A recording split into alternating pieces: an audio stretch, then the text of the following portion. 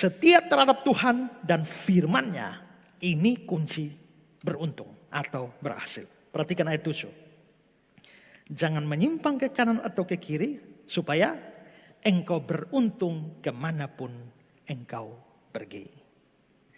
Ulangan 29 ayat 9. Sebab itu lakukanlah perkataan perjanjian ini dengan setia, supaya kamu beruntung dalam segala yang kamu lakukan. Setialah kepada Tuhan, jangan meninggalkan Dia. Sekalipun Abdullah gantengnya luar biasa, setialah pada Tuhan. Sekalipun Aminah seperti malaikat, tapi setialah kepada Tuhan. Setialah berbakti kepadanya. Setialah melayani Tuhan, jangan gampang lari dari pelayanan. Setia memberikan persembahan-persembahan kita yang mendukung pekerjaan Tuhan di mana-mana. Setialah bersaksi dan melayani Tuhan. Setialah melakukan tugas-tugas kita sekecil apapun. Setia kepada Tuhan, setia kepada firman-Nya. Kalau saudara lakukan semua janji Tuhan itu dengan setia, Tuhan janji berhasil. Ulangan 28, 13-14. Tuhan akan mengangkat engkau menjadi kepala dan bukan menjadi ekor. Engkau akan tetap naik dan bukan turun. Apabila engkau mendengar perintah Tuhan Allahmu yang kusampaikan pada hari ini, kau lakukan dengan setia, dan apabila engkau tidak menyimpang ke kanan dan ke kiri, Tuhan akan mengangkat engkau menjadi kepala, bukan ekor. Tapi saudara bilang, tapi saya ini dari dulu ekor terus.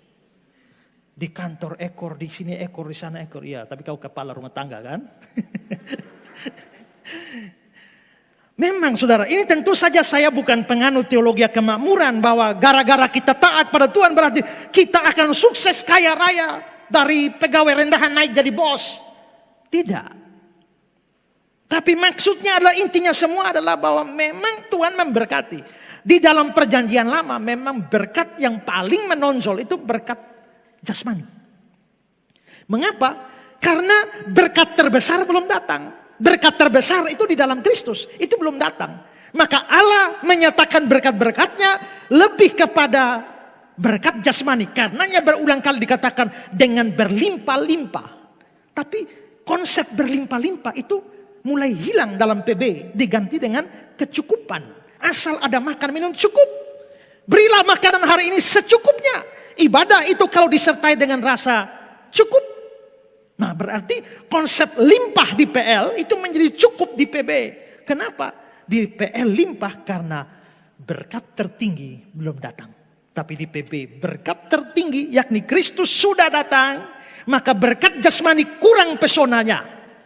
Kalau saudara mau tahu bagaimana Allah mengasihi saudara di dalam PL, lihatlah bagaimana Dia memberkati ladangmu, memberkati rumahmu, memberkati ternakmu, memberkati segala usahamu. Itu di PL. Tapi kalau kamu mau tahu bagaimana Allah mengasihi kamu di dalam PB, lihatlah kepada Kristus yang telah mati bagi kamu.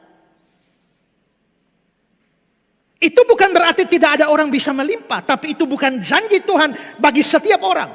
Janji Tuhan bagi setiap orang adalah cukup. Jadi memang berkat itu lebih banyak berkat rohani dalam PB. Tapi prinsipnya tetap sama. Prinsipnya adalah kesetiaan kepada Tuhan dan firman-Nya. Itu menghasilkan berkat bagi kita. Matius 25 ayat 21. Maka kata tuannya itu kepadanya, baik sekali perbuatanmu itu, hai hambaku yang baik dan setia. Engkau telah setia dalam perkara kecil.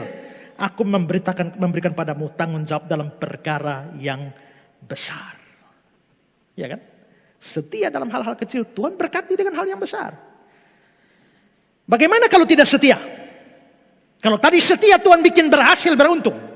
Kalau tidak setia, Ulangan 28, 15, 28, 29. Tetapi jika engkau tidak mendengarkan suara Tuhan Allahmu dan tidak melakukan dengan setia segala perintah dan ketetapannya, maka Tuhan akan menghajar engkau sehingga perjalananmu tidak akan beruntung. Kamu tidak beruntung. Ya, karena itu marilah memulai tahun baru ini dengan komitmen untuk setia kepada Tuhan dan firman-Nya.